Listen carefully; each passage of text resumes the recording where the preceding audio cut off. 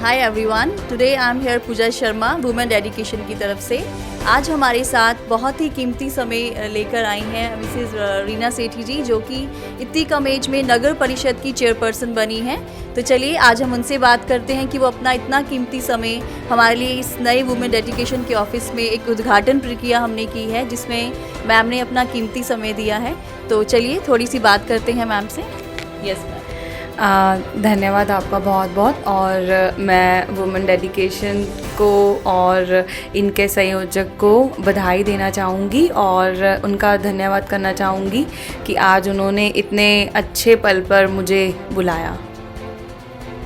हमें भी इस चीज़ का मैम बहुत खुशी है कि आप बहुत ही अच्छे से अपना कार्य कर रही हैं और उम्मीद है, सारी जनता को उम्मीद है कि आप बहुत अच्छे से करेंगे। आई थिंक 6 मंथ रह गए हैं सिर्फ। तो ये छोटे से बहुत कम समय के अंदर हमें बहुत सारी आशाएं हैं और बिल्कुल आप इसमें खरी उतरेंगी, हमें पूरा विश्वास है। तो आगे आप क्या करना चाह रही हैं या क्या कर रही हैं, थोड़ा जनता को उससे रूबरू कराइए। आपने बहुत सही बोला कि जनता को बहुत सारी आशाएं हैं मुझसे और मैं भी उनकी आशाओं पर पूरा उतरने की कोशिश करूंगी। मैं आपके माध्यम से सिरसा वासियों को ये कहना चाहूँगी कि आपने जो उम्मीदें मुझसे बांधी हैं, मैं उनको पूरा करने की पूरी कोशिश करूँगी, दिन रात काम करके, क्योंकि इस चीज़ का अंदाज़ा मुझे भी है कि समय बहुत कम है। बिल्कुल रीना जी, हमें आपसे सच में बहुत विश्वास है हमें, और जनता भी आपका पूरा साथ देगी। जहाँ तक हमें लगता है आपने अभी तक बहुत अच्छे काम किए हैं और आगे भी करती रहेंगी।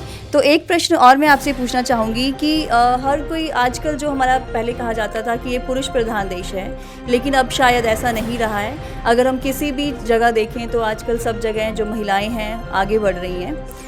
कोई स्कूल के अंदर प्राध्यापक है, कोई टीचर है, लेकिन आपने एकदम डिफरेंट सा जो ये चुना है अपना काम, तो इससे आपको मतलब किसकी प्रेरणा लेकर आप इस राजनीति में आई हैं, वो थोड़ा सा जानना चाहूँगी।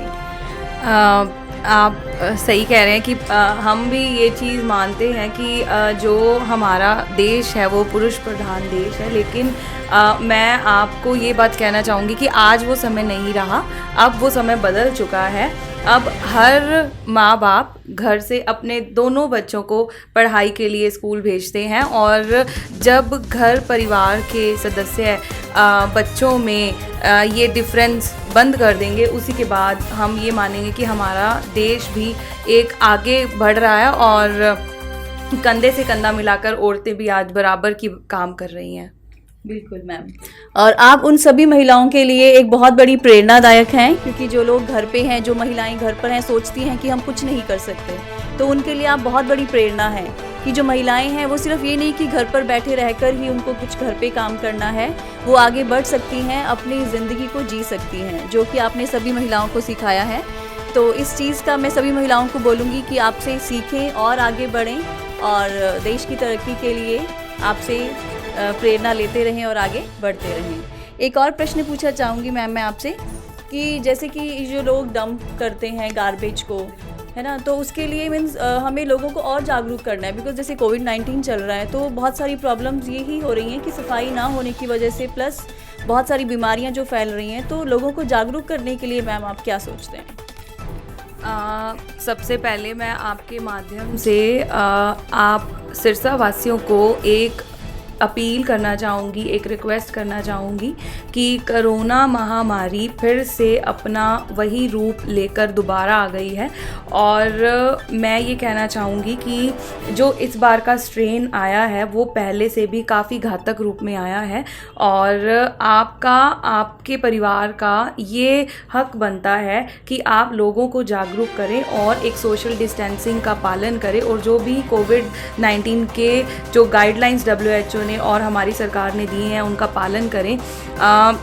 जहाँ तक की बात रही डंप एरिया की, तो मैं आप सबको ये बताना चाहूँगी कि हमारे शहर में 10 डंप स्टेशंस हैं, और वो भी शहर के मुख्य जगहों पर हैं जहाँ की लोगों का आना जाना बहुत है। और हमने एक ये डिसीज़न लिया काउंसिल में बैठ के कि उन डंप स्टेशन को थोड़ा सा पीछे बैक साइड करना पड़ेगा, क्योंकि एक तो वो शहर के सौंदर्यकरणों को ख़राब कर रहा है, और उसके बाद जो लोग हैं जो शहर के दुकानदारी वाले लोग हैं जिनका कि कूड़ा डंप जो ज़्यादा निकलता है, उन सबको मैं ये कहना चाहूँगी कि जो डंप स्टेशन का एरिया है वहाँ उसके अंदर वो आप अपना गार्बेज डालें। और इससे क्या हो रहा है कि अभी आप गार्बेज का जो एक आप लेकर आते हैं, चाहे वो डस्टबिन लेके आते हैं, चाहे वो बड़ा कुछ भी किसी भी लिफाफे में या किसी भी चीज़ में लेकर आ रहे हैं, तो वो आपके जो लेबर हैं वो बाहर की बाहर फेंक कर जा रहे हैं। उससे शहर का सौंदर्यकरण खराब हो रहा है। प्लस पशु उसी के अंदर बैठकर वही खा रहे हैं, उनके मुंह में प्लास्टिक भी जा रहा है, उनके मुंह में ऐसी ऐसी कई चीज़ें जा रही हैं जो कि उनके अंदर भी बीमारी ला रहा है। और मैं आप लोगों को एक रिक्वेस्ट करना चाहूँगी कि प्लीज़ आप ये चीज़ को लाइटली मत लें। जो करोना है, करोना के साथ साथ और भी ऐसी बीमारियां हैं जो आप तक इसी वजह से पहुँचेंगी कि अगर आप अपने घर का कूड़ा और जो डंपिंग एरियाज़ हैं उनमें अगर आप उस लिमिट के अंदर नहीं डालेंगे। और इवन कि मैं आपको बताना चाहूँगी कि इस बार हमने एक चीज़ पेनल्टी का भी एक प्रोविज़न रखा है। अगर कोई डंप एरिया के बाहर डालता दिखा तो उन दुकानदारों पे पेनल्टी भी लगाई जाएगी। वाह, बहुत ही अच्छे से आपने बताया मैम। बहुत अच्छे कार्य आप कर रहे हैं जिसमें हमें पूरा विश्वास है कि आप इसी तरह से अच्छे कार्य करते रहेंगे। और इम्पॉर्टेंट चीज़ ये है मैम, थोड़ा सा मैं आपसे जानना चाहूँगी कि सिरसा भी एक ब्यूटीफुल सिटी बन सकता है, जैसे ब्यूटीफुल सिटी चंडीगढ़। तो इसके लिए सिर्फ क्या हम ये कर सकते हैं, लाइक रात के समय जो लोग हैं, रश कम होता है रोड्स पे, ट्रैफिक नहीं होता है बहुत ज़्यादा, तो हम एक नई सुबह की शुरुआत करें। वो काम जो हम मॉर्निंग में करते हैं, जो हमारी सफाई कर्मचारी, वो रात को करें, दिन की बजाय रात को करें, ताकि सुबह जो हो वो एक ताजगी भरी हो। तो क्या ऐसा पॉसिबल है? जस्ट एक विचार है मेरा। ऐसा बिल्कुल पॉसिबल है, लेकिन उस पॉसिबिलिटी की भी एक वजह है जो कि आज हमारे पास नहीं है। पूरे सिरसा शहर में जो हमारे पास सफाई कर्मचारी हैं वो बहुत कम हैं। उसी वजह से वो सुबह को जाते हैं, उनके 2 राउंड होते हैं। एक मॉर्निंग का राउंड रहता है सुबह 7 बजे का और एक 2:30 बजे का राउंड रहता है दोपहर में। तो मेरा ख्याल है कि इस वीक के अंदर मेरा ख्याल है कि जल्दी से जल्दी ईओ साहब को हमने बोल रखा है और वो जल्दी से जल्दी इसके ऊपर कार्रवाई भी कर रहे हैं। और 125 सफाई कर्मचारी जल्दी से जल्दी नियुक्त किए जाएंगे। उसके बाद ज़रूर एक सौंदर्यकरण में कुछ ना कुछ, किसी ना किसी हद तक चेंजेस आने स्टार्ट आपको दिखें। बहुत ही अच्छी बात है। इसके साथ मतलब हमें ये चीज़ भी है कि बेरोजगार जो हैं उन्हें रोजगार भी मिल जाएगा और प्लस हमारा जो सिरसा है वो एक ब्यूटीफुल सिटी बन जाएगा। तो मैम एक चीज़ और पूछना चाहूँगी, जैसे कि 4.5 साल के अंदर जो चीज़ें हो जानी चाहिए थी अभी तक किसी रीज़न से जो नहीं हो पाई थी, तो उस चीज़ का तालमेल, मतलब राजनीति प्लस जो कार्य अभी नहीं हुआ है, उन दोनों का तालमेल कैसे बिठाएंगे आप और किस तरह से जो है कार्य को पूर्ण करेंगे, एक वो जानना चाहूँगी। और एक चीज़ ये भी कहना चाहूँगी कि जो कांडा जी हैं, जो कि हमारे अभी एमएलए हैं, उनका आशीर्वाद बिल्कुल आपके ऊपर है।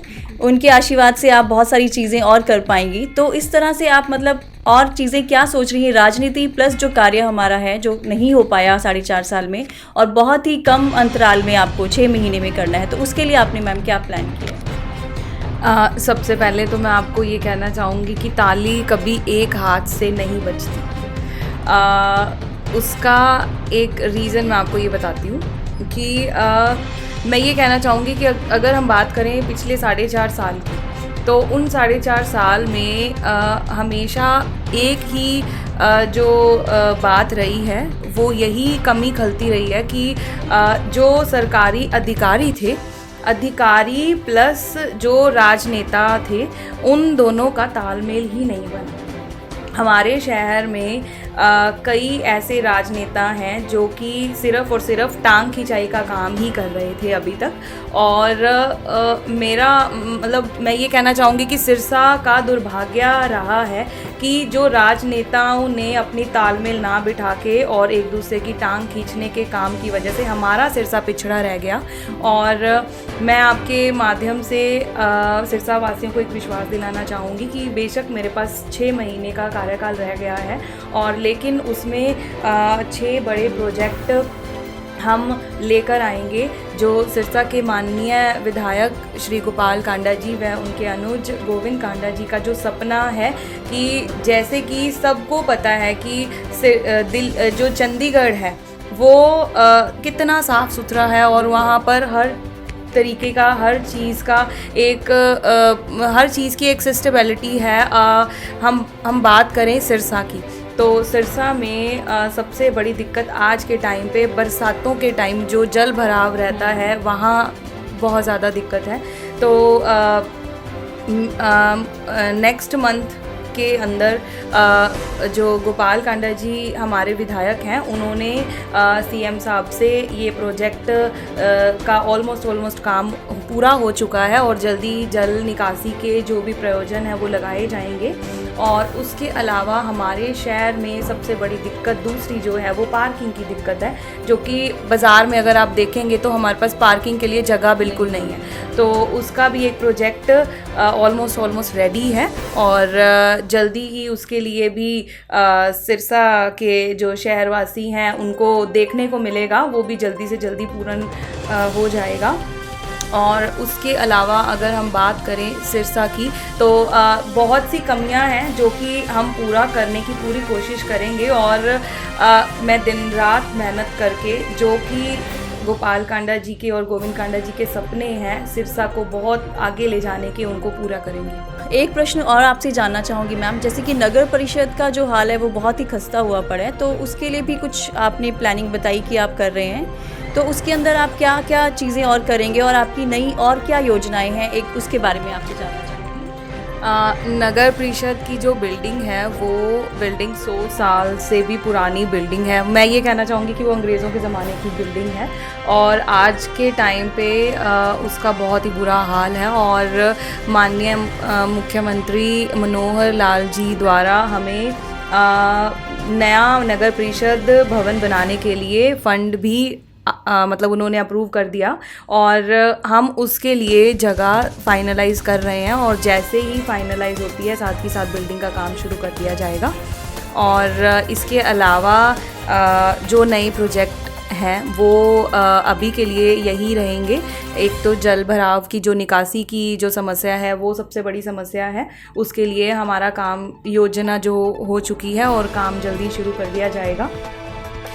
दूसरी बात रही सिरसा शहर की पार्किंग के लिए, पार्किंग का प्रोविज़न जल्दी ही बना दिया जाएगा। और हमारे लिए तीसरा जो मेन हमारे शहर की जो एक कमी सबसे बड़ी खलती है, जो कि हम अगर हिसार फतेहाबाद और इधर साइड अगर हम जाएं तो वहाँ हर जगह एक मॉल का प्रोविज़न बना हुआ है, तो सिरसा में भी एक कॉम्प्लेक्स का प्रोविज़न जल्दी ही आ रहा है, योजना बन चुकी है, कागज़ों में काम हो चुके हैं। और उसके अलावा ऑटो मार्केट का बुरा हाल हो चुका है, जिसमें कि अगर हम बात करें कि वहाँ की रजिस्ट्रियों का जो एक मेन रीज़न है उसको पिछड़ा करने के, तो उसके लिए भी हमारे माननीय विधायक गोपाल कांडा जी जल्दी ही उसका एक प्रोविज़न निकालेंगे। और उनसे पिछले समय एक बात भी हुई थी इस रिगार्डिंग और उन्होंने जल्दी ही इस चीज़ का सिरसा वासियों को वादा भी किया है कि जल्दी ही उनकी रजिस्ट्रियाँ खोली जाएंगी और जो भी उनकी सड़कों का जो दुकानों का जो निर्माण कार्य है काउंसिल के द्वारा होना है वो जल्दी किया जाएगा। तो देख सकते हैं आप कि क्या क्या योजनाएं इन्होंने बनाई हैं और हमें पूरा विश्वास कि वो सभी योजनाओं पर बहुत ही अच्छे से कार्य होगा और वो जल्दी ही जल्दी पूर्ण हो जाएंगी। एक प्रश्न और मैं करना चाहूँगी आपसे कि पहले गर्ल्स के लिए एक बस चला करती थी जो बच्चों के लिए गर्ल्स के लिए बहुत सेफ़ होती थी, लेकिन अभी किसी वजह से आई थिंक वो नहीं चल पा रही है, तो आप उन गर्ल्स के लिए मैम और क्या करना चाहेंगे? हम जो MCs हैं हमने इस बारे में बात कर ली है ऑलरेडी और हमने अभी बहुत विचार विमर्श भी किए थे इस बारे में, बस फाइनल एक प्रोसीडिंग में जाना बाकी है। हाउस मीटिंग में हमने अभी जल्दी ही एक हाउस मीटिंग रखी जाएगी नगर परिषद की और उसमें हम जल्दी ही कई चीज़ें हैं जैसे कि आपने अभी बताया तो वो बस दोबारा शुरू करने का बिल्कुल विचार है। और भी 1-2 चीज़ें हैं जो कि पास होते ही हाउस मीटिंग में, और जल्दी उन पे कार्य शुरू कर दिया जाएगा और आपको देखने को भी मिलेगा। जैसा कि आप जानते हैं, हमें किसी भी कार्य को करने के लिए सहयोगियों की आवश्यकता होती है, क्योंकि कोई भी काम जो है हम अकेले नहीं कर सकते हैं। तो ऐसे ही हमारे रीना सेठी जी के साथ कुछ सहयोगी हैं जो हैं प्रसिद्ध समाज सेवी। हमारा बहुत बहुत सौभाग्य है कि हमारी चेयरपर्सन रीना सेठी जी के साथ आज बहुत ही समाज सेवी जो हैं उनके साथ आई हैं, जो उनके साथ कंधे से कंधा मिलाकर चल रही हैं। मैं बहुत बहुत स्वागत करती हूँ। मनोज मकानी जी जो हैं, उनकी धर्मपत्नी हमारे साथ हैं, प्रसिद्ध समाज सेवी नताशा मकानी, वार्ड नंबर 7 से। अगली है हमारी सुनीता गोदारा जी, एमसी हैं वार्ड नंबर 2 से। अगली हमारी आशा वार्ड नंबर 31 से जो एमसी हैं। बहुत बहुत स्वागत है मैम आपका कि आप सब ने अपना कीमती समय हमें दिया, और हमारी चेयरपर्सन जो कि बहुत ही यंग एज में इतने अच्छे अच्छे काम कर रही हैं, उनके साथ आप बिल्कुल कंधे से कंधा मिलाकर चल रही हैं। और ये चीज़ हमारे लिए बहुत ही महत्वपूर्ण है कि बहुत अच्छे कार्य जो हैं आप लोग कर रही हैं। तो बहुत बहुत धन्यवाद आप सभी का। इसी तरह से आगे बढ़ते रहिए और अपनी अपनी योजनाओं को करते जाइए। Thank you so much.